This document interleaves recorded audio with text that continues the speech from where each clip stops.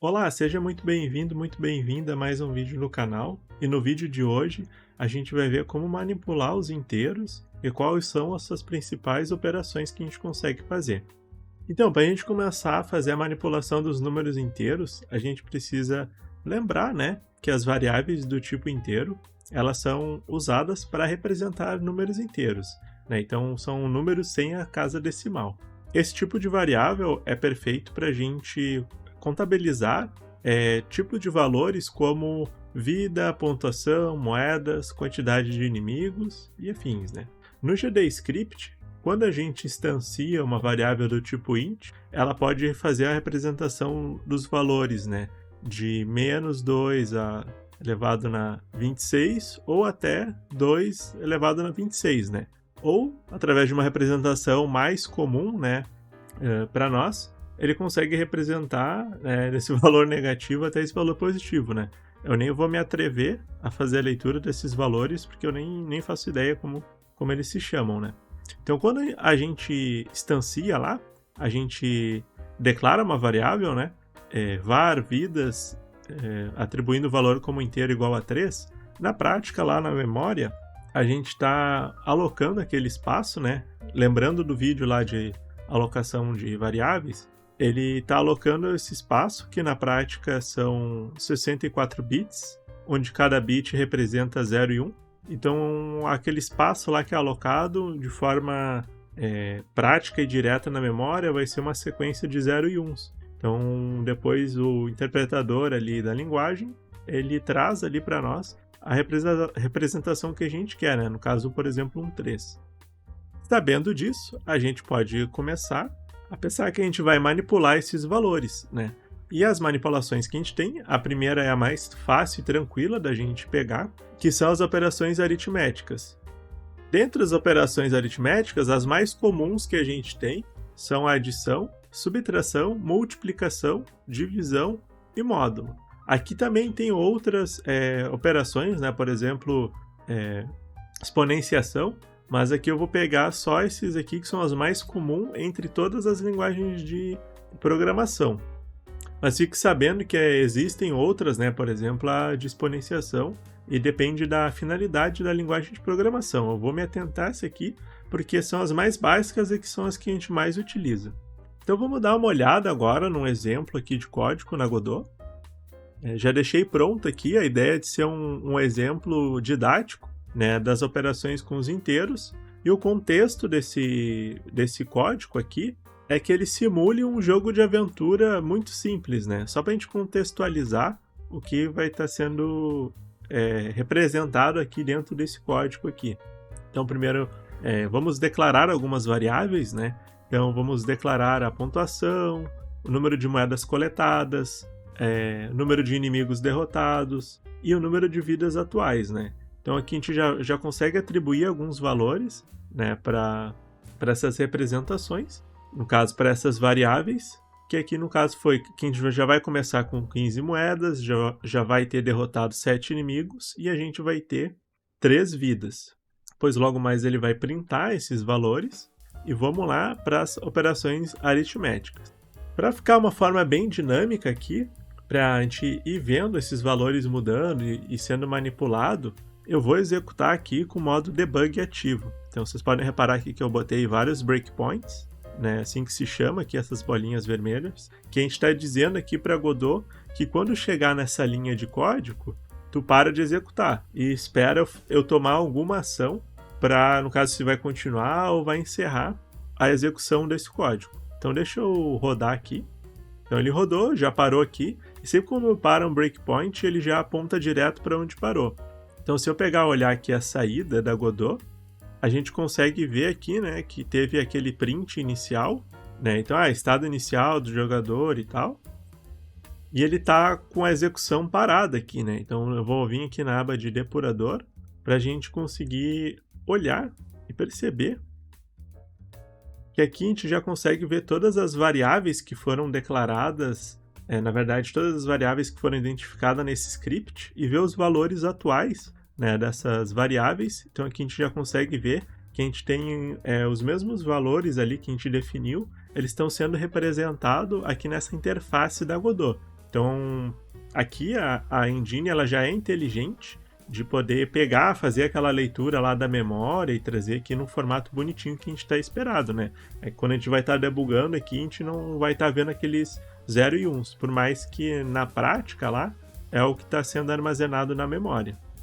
Então a gente parou aqui nessa linha de aonde a gente vai começar, né, fazendo uma multiplicação, aonde que a gente vai calcular a nossa pontuação atual fazendo uma continha simples, né? A gente vai definir um valor de pontuação, que no caso aqui cada inimigo derrotado vale 150 pontos, e a gente vai multiplicar pela quantidade de inimigos derrotados. Então, se a gente vir aqui e filtrar para facilitar, a gente já consegue ver que a pontuação no estado atual está 0, porque a gente iniciou ela como 0. Se a gente voltar aqui no nosso código, aqui ó, está zerada. Então ele ainda não executou essa linha de código. Então agora vamos executar essa linha de código para realmente, de fato, ter essa manipulação dos valores. Então eu vou utilizar aqui a ferramenta para ele avançar uma linha.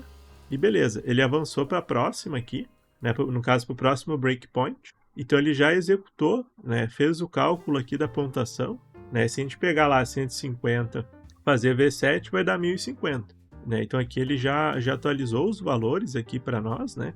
Então a gente já consegue realmente visualizar essa manipulação aqui do código, né? Então se eu voltar aqui, por exemplo, para o terminal, ele ainda não printou nada, olha. Ele está aqui nessa linha, né? Esperando a linha 21, aguardando que eu dê um comando para prosseguir. Então deixa eu prosseguir aqui. Ó, se eu voltar agora lá para o terminal, ele já printou a mensagem ali, né? Então para a gente entender aqui que a gente consegue fazer esse passo a passo, ver ali o código, o resultado ali do código sendo executado, né? Eu vou ficar aqui mais na tela de depurador, só para a gente visualizar de forma mais direta só os valores ali mudando, né? Então, vou apagar aqui. E agora no exemplo, né? Depois que a gente calculou aqui os pontos, agora vamos supor que o nosso jogador ali, ele encontrou um baú com 50 moedas. Então a gente vai definir esse valor, né? Moedas no baú igual a 50. E vai pegar lá as moedas coletadas e vai fazer uma operação de adição. Lembrando aqui que quando a gente vai fazer a adição, a gente vai atribuir esse novo valor à mesma variável. Então o que a gente tem que fazer? A gente vai atualizar esse valor, né? Na prática é isso que a gente quer. A gente quer adicionar o número de moedas. Então a gente vai pegar e vai dizer que o número das moedas atuais agora é igual ao valor que já existia, né? O valor das moedas coletadas, mais o valor das moedas no baú. Então, se a gente olhar aqui, vamos filtrar aqui moedas. Então, a gente já tem aqui, ó, moedas coletadas e moedas no baú. Tá os valores atuais, né? A gente definiu lá que começou com 15 e tem 50 no baú. Então, aqui, se eu prosseguir para a próxima linha de código, aqui ele já atualizou o valor, né? Do valor das moedas coletadas. Então aqui, se eu avançar mais um breakpoint, ele já vai começar aqui continuar a execução, né, do nosso exemplo. E vale a pena ressaltar que, tipo, por mais que o contexto que a gente esteja dando aqui seja que um player achou as moedas no baú e coletou essas moedas, adicionando isso ao nosso, vamos dizer, o nosso inventário ali, né, ao nosso contador de moedas coletadas, o valor lá na memória das moedas coletadas ainda continua, no valor das moedas no baú ainda continua 50, porque a gente não fez nenhum tipo de manipulação para reduzir, né, no caso, remover 50 dentro das moedas do baú. Mas isso é por causa aqui do exemplo, mas eu só estou realçando isso para não gerar essa dúvida. Então aqui, como no código, a forma que foi executada, a gente definiu esse valor aqui, né, como para uma nova variável, e depois a gente não manipulou ela, essa variável continua aqui e o valor continua lá, né? Então só para ter essa clareza aqui, que como eu não fiz a manipulação nessa variável que representa a quantidade de moedas que tem dentro de um baú, ela continuou intacta, né? Só alterou aqui realmente o número de moedas coletadas. Foi aqui onde que a gente fez essa operação de adição. Agora vamos supor que o jogador ele vai gastar 5 moedas e uma poção, né? Achou uma lojinha lá, vai comprar a moeda. Então, no mesmo esquema aqui, né, vamos declarar um valor, né, para a gente ir pegando a manha ali, né, entendendo ali, isso aqui é uma declaração de um número inteiro e tal. Então, var custo poção é igual a inteiro ali, recebendo o valor de 8. A gente vai fazer o mesmo tipo de manipulação, né, vamos dizer, atualizar o valor das moedas coletadas, só que a diferença é que a gente vai subtrair o custo da poção, né, no valor total de moedas. Então, se eu pegar aqui, limpar aqui, vamos olhar todas as variáveis agora, né? A gente consegue ver que o custo da poção aqui está igual a 8 e as moedas coletadas está a 65. Então, vamos rodar aqui essa linha de código. Beleza, aí as nossas moedas coletadas aqui foi para 57, né? Que é 65 menos 8. Ele já calculou aqui para nós, né? Foi o que a gente mandou ele fazer. E beleza, depois ele vai printar uma nova mensagem.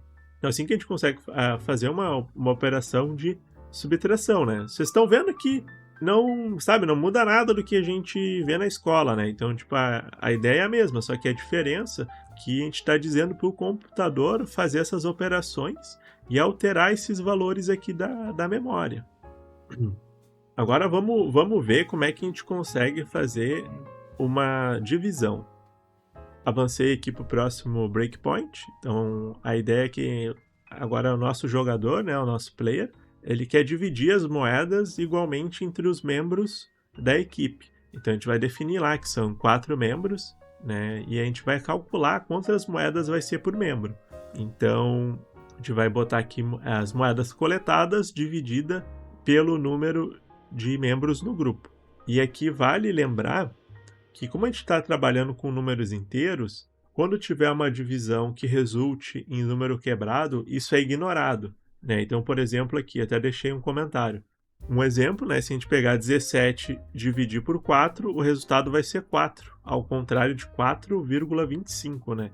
Que seria o resultado ali utilizando números reais, né? Números com casas decimais. No nosso exemplo aqui, vamos ver qual o valor que vai ficar, né? Quanto será que vai dar uma moeda para cada, sendo que a gente tem 57 e vai dividir entre 4, né? Então, para a gente não perder tempo, vamos executar aqui.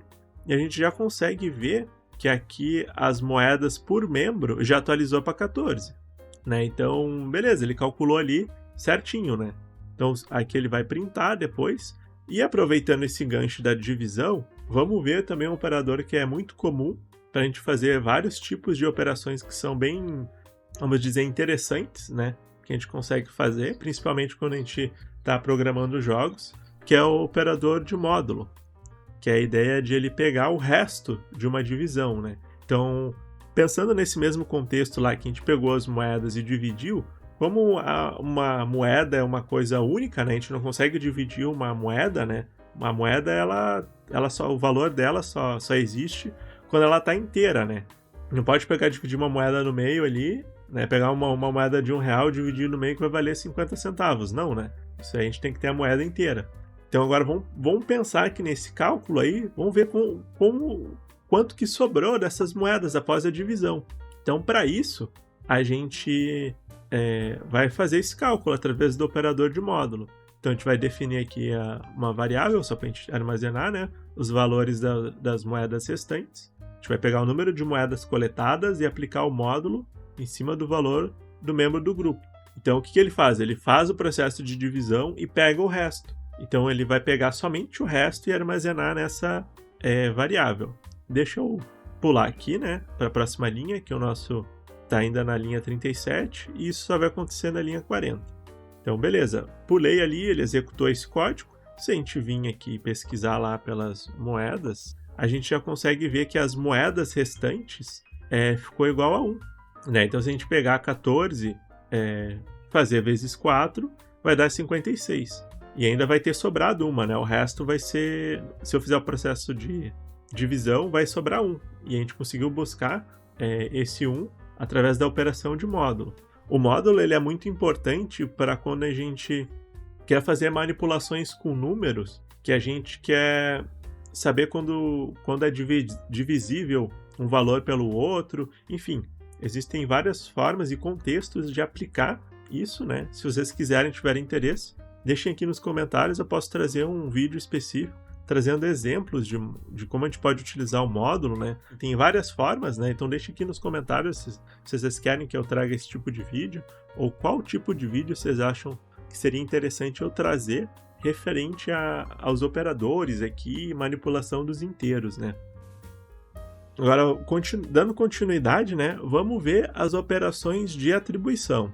Então, além de a gente fazer aquele tipo de atribuição simples ali, a gente tem outras formas de fazer atribuições. E essas formas são atribuições compostas, que é quando a gente combina uma operação aritmética junto com a operação de definir um valor. Então, a gente tem aqui o exemplo para essas mesmas 4 operações que a gente viu agora. A gente tem esses símbolos para fazer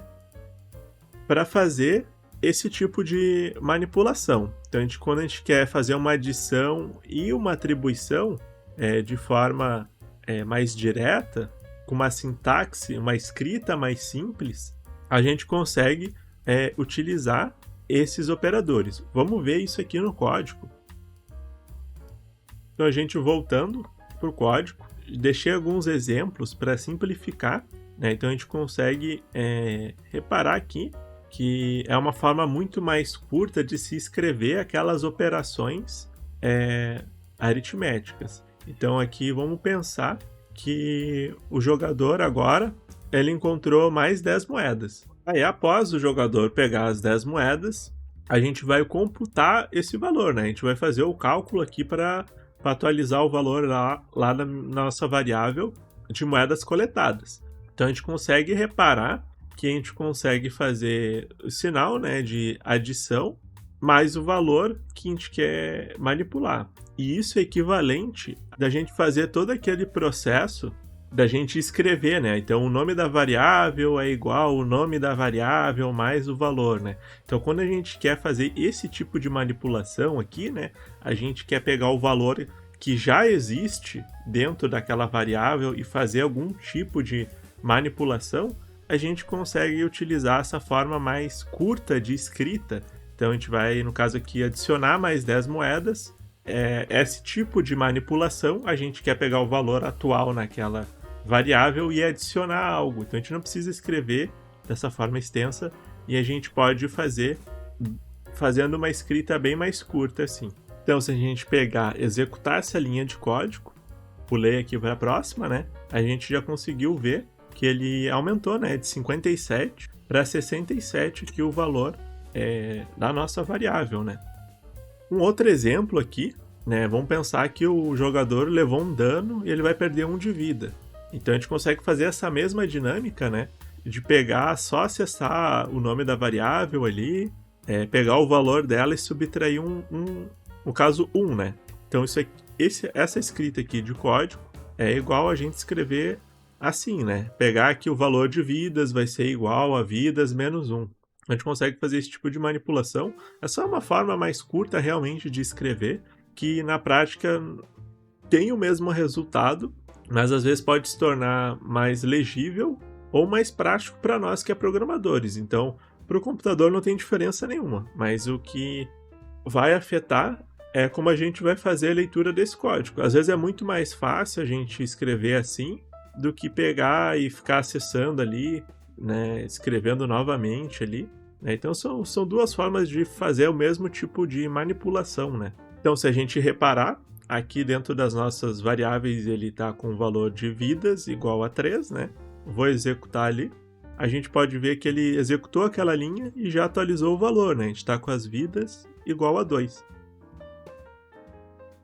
Agora vamos dar uma olhada nas operações de comparação. Os operadores de comparação, eles também, a gente consegue chamar eles, né, também são conhecidos como operadores relacionais. A gente utiliza ele para quando a gente quiser fazer um tipo de comparação entre dois valores. E esse tipo de comparação, ele vai retornar um resultado booleano, que é verdadeiro ou falso, né? E esse tipo de operador, eles são a base para a gente tomar decisões em um programa. Então é através da comparação que a gente consegue definir o que vai acontecer. Então os principais operadores são operador de igualdade, de diferença, de maior, menor, maior ou igual, menor ou igual, né? Então esses aqui são os principais, né, operadores. Vamos olhar ali no código como é que isso fica. Então aqui, indo para o nosso exemplo, vamos pensar que para o nosso jogador avançar de nível, ele precisa ter uma determinada pontuação. Então, no caso, a gente vai definir que a pontuação para passar de nível vai ser igual a 1000. Vai ser um número inteiro com um valor 1000. E aí, com isso, a gente consegue fazer uma comparação e receber um valor do tipo booleano para a gente saber se o jogador ali ele passou ou não de nível, né? Então a gente tem que a nossa pontuação atual é 1050 e precisa de 1000 para passar de nível. Então a gente sabe que 1050 é maior ou igual que 1000. Então o resultado deve ser verdadeiro. Vamos executar aqui o código, esse código aqui, para ver o que ele vai retornar. A gente consegue ver aqui que o valor que ele está atribuindo aqui está como ativo, mas isso é só uma representação que a Godot tem aqui nessa parte de UI aqui, né, na interface dela. Então a gente pegar aqui e olhar, por exemplo, o valor atual, né, tá como verdadeiro. Então se a gente for fazer esse tipo de comparação, né, se a minha pontuação, aonde eu questiono, né, a minha pontuação é maior ou igual que a pontuação para passar de nível, ele vai computar isso, né? Vai olhar ali, comparar e vai trazer o resultado para cá. Um outro exemplo aqui, né, é que tipo se o jogador tem vidas, né? Pensar assim, uma forma de a gente validar, nosso jogador está vivo, ele ainda tem vidas, né? Então a gente também pode fazer esse tipo de questionamento e fazer dessa seguinte forma, né? Se ele tem vida, significa que a quantidade de vidas que ele tem é maior que 0. Né? Então a gente faz essa comparação, né? O valor de vidas é maior que 0? Então vamos ver, né? A gente tem aqui o valor de vidas e por enquanto a gente ainda não executou, né? Então o valor de tem vidas está nulo. Vamos executar aqui. E ele também definiu como ativo, né? Que no caso seria verdadeiro, porque a gente tem 2 vidas e 2 é maior que 0. O próximo exemplo aqui, né? Vamos pensar em que a gente está programando um easter egg, né, dentro do nosso jogo, né? Algum tipo de segredo. Então vamos definir aqui que para a gente achar esse segredo, né, precisa ter um número secreto. Então a gente vai definir, né, por exemplo, que esse número secreto vai ser igual a 7. E a forma de a gente saber se o jogador acertou esse número ou não é através do número de inimigos derrotados, né? Então a gente consegue fazer esse tipo de comparação também, né? Uma comparação de igualdade. Então a gente vai perguntar, né? Ele acertou o número? Como que a gente vai saber, né, se acertou ou não? Então a gente vai pegar o valor de inimigos derrotados e comparar se ele é igual ao número secreto, né? Então se o número de inimigos derrotados for igual ao número secreto, ele ativou ali, encontrou o easter egg, descobriu o segredo, né? Então isso aqui é também uma forma de a gente fazer, né, esse tipo de operação de igualdade. E aqui o resultado, né, ele deu que sim, né? A gente tinha lá no começo definido que era 7, e a gente também definiu que o número secreto era 7, e beleza, ele acertou, né? Vamos ver o último exemplo aqui, que é o comparador que é diferente de, no sentido de a gente só saber se um valor é realmente a parte oposta, né, do comparador de igualdade, né, se é diferente. Então a gente vai saber, né, se um jogador ele tem moedas suficientes para comprar um item caro. Então a gente vai pensar, né, então moeda suficiente para um item caro, a gente vai pegar, verificar se o número de moedas coletadas é diferente de 100 e aí computar esse valor, né. Então vamos executar aqui.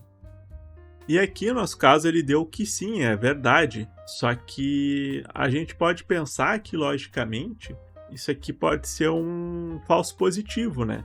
Por mais que a parte de computada aqui esteja correta, né? O número de moedas coletadas que a gente tem é diferente de 100, isso é verdade. Mas no exemplo aqui que eu botei, mais para começar a instigar vocês que estão aprendendo agora, não é isso bem o que significa, né? Porque, mas a relação e a dinâmica de compra de um item ela se dá se eu tenho aquele valor ou mais, né? Então, esse não seria o operador correto para se definir, né, esse tipo de validação, no momento que eu estou perguntando se o número de moedas que eu tenho é suficiente para a compra de um item. Então isso aqui é mais como fosse para, vamos dizer, um pega-ratão, né? Se vocês souberem qual que é a resposta, né, de qual operador correto seria para responder essa pergunta, né? Qual que é o tipo de operação que eu tenho que fazer aqui para saber se eu tenho um número de moedas suficiente para comprar um item caro, né? Aqui eu botei como exemplo, meio que trocando assim, deixando meio, vamos dizer, confusos, mais como pega-ratão mesmo, né? É mais para exemplificar que o que a gente colocar aqui, escrever no código, é o que vai acontecer, o que vai rodar, mesmo que talvez o nome dessa variável não represente de fato essa operação que está acontecendo aqui, né? Na prática, isso aqui eu só tenho uma resposta para eu saber que o número de moedas que eu coletei não é 100. É só isso que eu sei. Mas isso não representa que o número de moedas que eu tenho é suficiente para comprar um item caro. Não sei se vocês conseguiram entender e tal. Qualquer dúvida, deixem aí nos comentários. Agora vamos para a parte de curiosidade do vídeo. Antes de entrar na parte de curiosidade, vamos relembrar alguns pontos chaves das manipulações com os tipos inteiros, né? Então, qual seria o uso ideal para a gente utilizar o tipo de variável inteiro? Então, contagem de itens, pontuação, níveis, vida, quando não for um tipo de vida que é fracionada, né? Então, isso dentro de um contexto de jogos, né? Esses são bons exemplos de como utilizar o int. Claro que existem infinitos outros, né? Um outro ponto também que a gente precisa lembrar é que sempre quando a gente faz uma divisão entre dois inteiros na linguagem GDScript, o resultado vai ser um inteiro. Então ele vai descartar a parte decimal ali, caso eu faça uma divisão que não resulte um valor inteiro, né?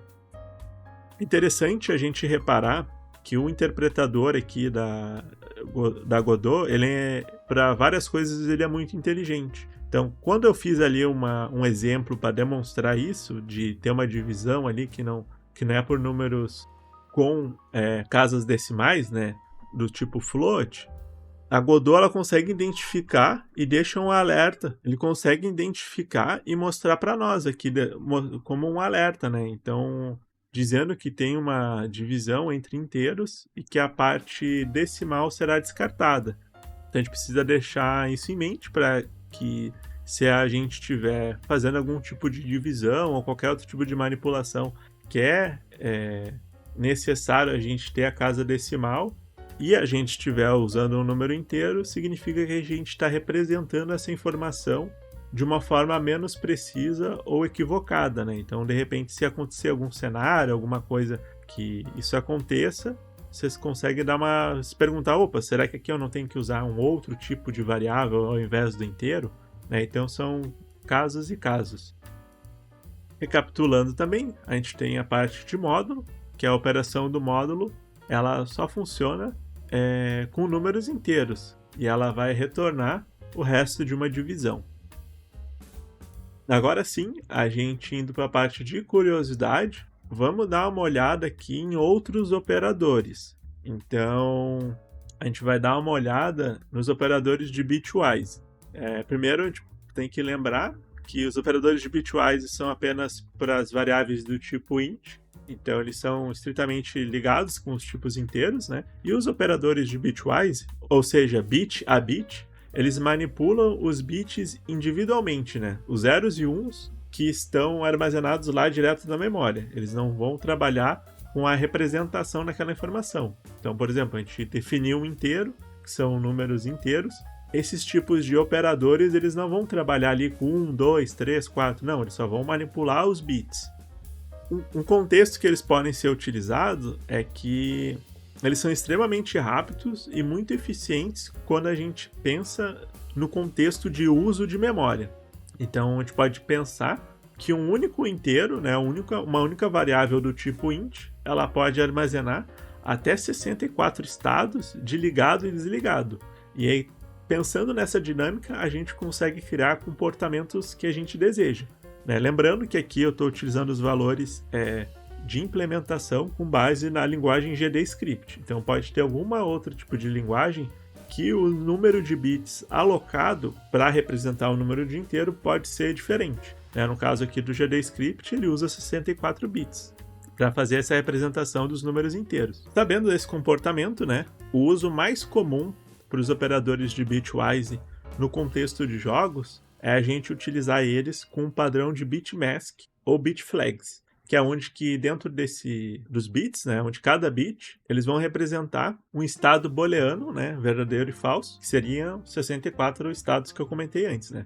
E dependendo do que a gente quer fazer, isso é perfeito para a gente poder gerenciar um conjunto de permissões, status ou tipos de objetos de forma muito eficiente em termos de memória. Então deixa eu exemplificar de forma mais visual o que é o padrão bitmask ou bitflag, né? Então a gente tem, né, alocado lá um inteiro, e esse inteiro lá na memória, né, ele vai ser 0 e 1. Então, como a gente tem 64 bits, a gente consegue definir que para cada bit dentro desse inteiro, a gente vai relacionar isso com outra coisa. Então, nesse caso aqui, eu botei que são status, né? Então, no sentido de, pensando num jogo de RPG, onde tem magias, efeitos e, enfim, né? Botei que, por exemplo, o primeiro bit ele vai representar se o jogador está molhado, o segundo, se o jogador está queimando, se o terceiro se o jogador está envenenado, e assim por diante. A gente tem, por exemplo, 64 possibilidades de representar estados, apenas utilizando um int. Então, por isso que ele é uma forma de a gente utilizar isso para que tenha uma eficiência maior na memória. Só que existe um trade-off, né? Então, a gente fazer esse tipo de manipulação a gente, vamos dizer, que sacrifica a legibilidade em prol da eficiência e utilização da memória. Então, quando a gente está fazendo esse tipo de manipulação e atribuição, pode ficar não tão intuitivo a gente saber o que está acontecendo no código, se a gente não está acostumado a trabalhar com esse tipo de padrão, né? E mas como que é os operadores de bitwise, né? Então a gente tem eles, a gente tem o símbolo de pipe, que ele representa o ou bit a bit. A gente tem o shor, ou ouro exclusivo. A gente tem o operador de não, né, de negação, bit a bit. Deslocamento para a esquerda, deslocamento para a direita. E para fazer esses tipos de manipulação no bitmask, a gente não vai utilizar só esses operadores sozinhos. A gente geralmente usa um conjunto deles para representar os tipos de operações que a gente quer fazer. Então, como isso começa a sair um pouco do escopo do vídeo, eu quis botar isso aqui mais como uma curiosidade, para a gente saber que existem esses tipos de operadores e que eles também estão estritamente relacionados com os inteiros. Então, se em algum momento, né, para saber realmente que isso existe, né, que se em algum momento precisar, aí tu sabe que isso existe e é só pesquisar, né. Eu trouxe aqui para um contexto de jogos, né. Uma curiosidade aqui também, dentro da Godot, ela implementa esse tipo de padrão, deixa eu pausar aqui, para fazer as validações na física, né? Então, as partes de colisão e validação, aqui por detrás, dentro da implementação da Godot, eles usam esse padrão de máscara, né? Então, aqui no caso, a gente tem aqui todas as posições, né? Então, aqui foi implementado através de 32 posições, né? Então isso daqui, a gente tem aqui os valores do bit, ó, bit a bit, sabendo que cada um representa e tal. Só que aqui é mostrado pra gente de uma forma gráfica, né? Então é muito tranquilo de utilizar eles, né? Só através da UI, ativando e desativando esses valores. E essas comparações é feito de forma interna, né? Então eles utilizam esse padrão para realmente ser mais ágil. Os valores aqui que eu trouxe aqui para esse vídeo, me baseei aqui na documentação oficial da Godot, né? Aqui dentro da própria Godot a gente consegue buscar esses valores, né? Por exemplo, pesquisando pelo um tipo aqui de variável, então eu pesquisei aqui pelo tipo int, E acessei a documentação e ele abriu aqui, então ele trouxe aqueles valores e aquelas representações ali, mas enfim, também fica a curiosidade.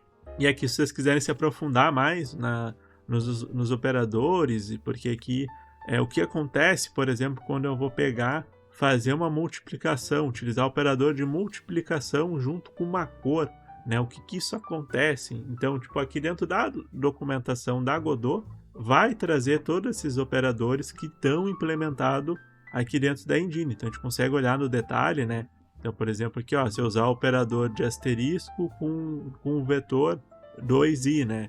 Então, aqui ele já traz aqui explicando, ó, olha só, o vetor 2i, ele tem essa outra finalidade, é um outro tipo de variável. E quando eu faço esse tipo de operação com o vetor, né, ele está explicando o que acontece. Então, ele multiplica cada componente do vetor 2 pelo valor do inteiro, né? Então, isso a gente consegue olhar no detalhe, de fato, realmente quais são os operadores que tem e como eles são utilizados. Espero que tenham gostado do vídeo. Não se esqueçam de se inscrever no canal, deixar o joinha, comentar aí o que achou desse vídeo, acessar o nosso Discord lá se quiser tirar alguma dúvida, enfim. E por hoje é só. Até a próxima, pessoal!